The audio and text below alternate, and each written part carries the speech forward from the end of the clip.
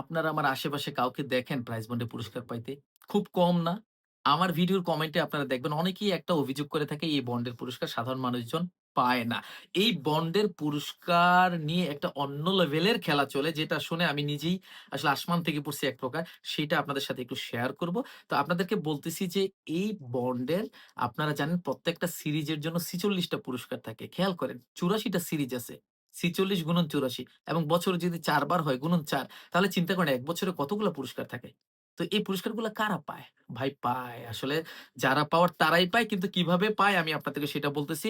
বন্ডের পুরস্কার জয়ের জন্য বাংলাদেশ ব্যাংক যে লটারির আয়োজন করে মানে ড্র অনুষ্ঠানের আয়োজন করে সেটা আপনাদেরকে সিউর করতেছি। সেটা একেবারেই স্বচ্ছ এবং নির্ভেজাল থাকে। এটা সম্পর্কে আপনাদের কোন সন্দেহ রাখার কারণ নেই। আপনাদেরকে এক প্রকার আমি চ্যালেঞ্জ করি বলতে পারি যে এই ড্র সম্পর্কে আপনারা যদি কোন প্রমাণ দিতে পারেন যে কোন আপনার ভেজাল বা দুর্নীতি এখানে হয়ে থাকে তাহলে আপনাদেরকে আমি বান্ডিল, এক বান্ডিলে ১০০ পিস বন্ড থাকে আমি আপনাদেরকে পুরস্কার হিসেবে দিয়ে দিব। সেই লটারির অনুষ্ঠানটা কিন্তু আপনার বাংলাদেশ ব্যাংকের কর্মকর্তারা একা, একা করে ফেলে না। এখানে প্রশাসনের লোক থাকে, সাংবাদিক থাকে, আপনার এই সুশীল সমাজের লোকজন থাকে। সো এটা নিয়ে সন্দেহ করার কোনো কারণ নেই। বাট যারা পুরস্কার বিজয়ী হয়, সেই পুরস্কার বিজয়ী হওয়ার পরে নতুন খেলাটা শুরু হয়। খেলাটা কিভাবে শুরু হয়? ধরেন পুরস্কার কারা বিজয়ী হয়? যারা বন্ড কিনে তারাই তো পুরস্কার বিজয়ী হয়। এখন এর মধ্যে এমন অনেক লোক আছে যাদের ধরেন যেমন ইনকাম কম।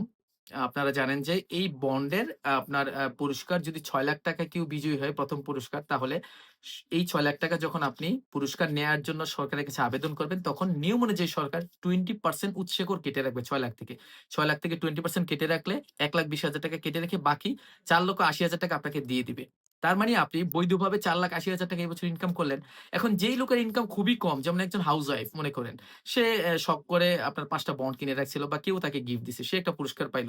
সে ট্যাক্স রিটার্ন জমাও দেয় না। যেহেতু তার ইনকাম এতই কম, এতই মানে সামান্য তার ট্যাক্স রিটার্ন জমাও দেয়া লাগে না। এখন তার জন্য হঠাৎ করে একটা বন্ড পুরস্কার বিজয়ী হইছে, সেটার আপনার ট্যাক্স ফাইলে বা ট্যাক্স রিটার্নে বৈধ দেখানো আর না দেখানো খুব একটা পার্থক্য করে না। এখন এই জিনিসটাই সুযোগ হিসেবে কাজে লাগায় একটা বিশেষ চক্র। এই চক্রে কারা থাকে?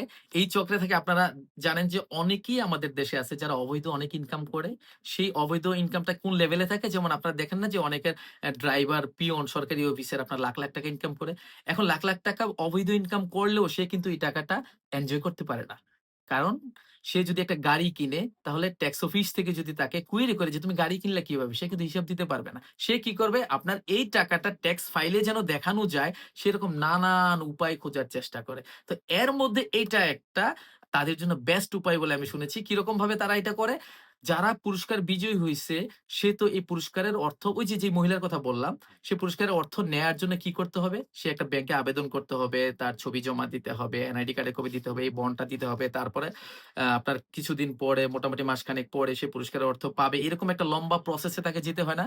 যাওয়ার পরে সে কি ৳৪,৮০,০০০ পাবে। এখন ওই যে ড্রাইভার বা যে চক্রটার কথা বললাম, তারা বলতেছে, "তুমি এই বন্ডের পুরস্কার যেহেতু জয়ী হইছো, তাহলে তুমি তো ৳৪,৮০,০০০ পাবা। এই যে নাও তোমার ৳৪,৮০,০০০ এটা আমাকে দিয়ে দাও।" তাই না? তোমার আর এই হ্যাসেল এ যাওয়া লাগলো না। এখন সে ৳৪,৮০,০০০ পেয়ে গেল। ওই যে চক্র সে এটা নিয়ে গেল ৳৪,৮০,০০০ দিয়ে কিনে। নেওয়ার পরে সে এটা ক্লেইম করল। ক্লেইম করার পরে অফিসিয়ালি সে ৳৪,৮০,০০০ নেট মানে ৳৬,০০,০০০ র মধ্যে ট্যাক্স কাটার পরে বাকি টাকাটা সে তার অ্যাকাউন্টে পাইল। পাওয়ার পরে সে এটা তার ট্যাক্স ফাইলে বন্ড থেকে পুরস্কার থেকে প্রাপ্ত অর্থ হিসেবে সে বৈধভাবে ইনকাম করল। এভাবে বৈধ ইনকাম দেখায় সে কিন্তু তার ওই যে কালো টাকাগুলা যেগুলো আছে সেগুলো সে সাদা টাকায় রূপান্তর করতে পারে। এখন আপনি আমাকে প্রশ্ন করতে পারেন যে, "ভাই এই চক্রের লোকেরা আপনার কিভাবে জানবে কে বন্ডের পুরস্কার পাইছে?" কারণ বন্ডের পুরস্কারের আপনার যেই চার্ট দেয়া থাকে বাংলাদেশ ব্যাংক থেকে সেটাতে তো নাম্বার দেয়া থাকে। এই নাম্বারে তো কে বন্ডের মালিক সেটা জানা যায় না। ভাই একটা ওয়ে আছে এগুলোর জন্য বেশ কিছু চক্র আছে। যেমন আপনারা দেখবেন অনলাইনে অনেক অ্যাপ আছে মোবাইলে। এই অ্যাপগুলা কিরকম? আপনার বন্ডের ড্র তারা চেক করে দেয়। আপনি মান্থলি ৳৩০ ৳৫০ একটা পেমেন্ট দিবেন। সেই পেমেন্ট নিয়ে তারা কি করবে? এই বন্ডের ড্র আপনি যদি লটারি পেয়ে থাকেন তাহলে আপনাকে জানাবে। আপনি তখন এটা নিয়ে ক্লেইম করবেন, তারা এটা অর্থটা কালেক্ট করে দিবে। এখন ভাই আপনার কি মনে হয় খালি মাসে আপনার ৳২৫ ৳৩০ র জন্য তারা এই কাজটা করে?